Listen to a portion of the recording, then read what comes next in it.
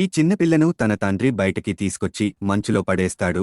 ఆ తర్వాత ఇంట్లోకి వెళ్లి తలుపు వేసేస్తాడు. ఈమె దట్టమైన చలికి వణికిపోతూ గడ్డ కట్టుకుపోయే స్థితిలోకి వెళ్ళిపోతుంది.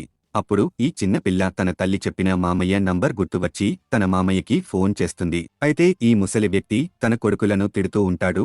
ఎందుకంటే వీళ్లు 10 సంవత్సరాలుగా పెళ్లి చేసుకుని వెళ్లిపోయిన తమ చెల్లెలు ఆచూకీ కనిపెట్టలేకపోయారు. ఇంతలో ఈ కుర్రాడికి కొత్త నంబర్ నుండి ఫోన్ వస్తుంది.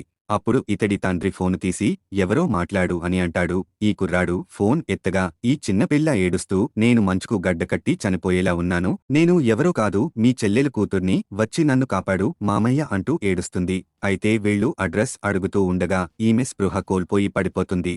అప్పుడు ఈ ముసలాయన తన కొడుకులతో అర్జెంటుగా నా మనమరాలి లొకేషన్ కనుక్కుని వెంటనే ఆమెను కాపాడండి అంటూ చెప్తాడు. కొన్ని గంటలు గడిచేసరికి ఈమె శరీరం గడ్డ కట్టుకుపోతూ ఉంటుంది.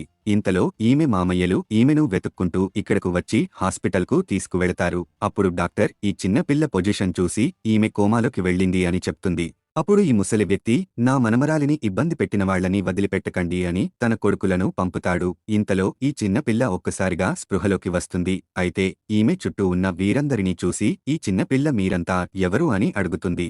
అప్పుడు ఈమె మామయ్య గ్రూప్ ఫోటో తీసి చూపించి మేము మీ తల్లికి అన్నయ్యలు అని, ఈయన మీ తాతగారు అని చెప్తాడు. మరిన్ని స్టోరీలు రోజు చూడాలంటే వీడియో లైక్ చేసి ఛానల్ సబ్స్క్రైబ్ చేసుకోండి.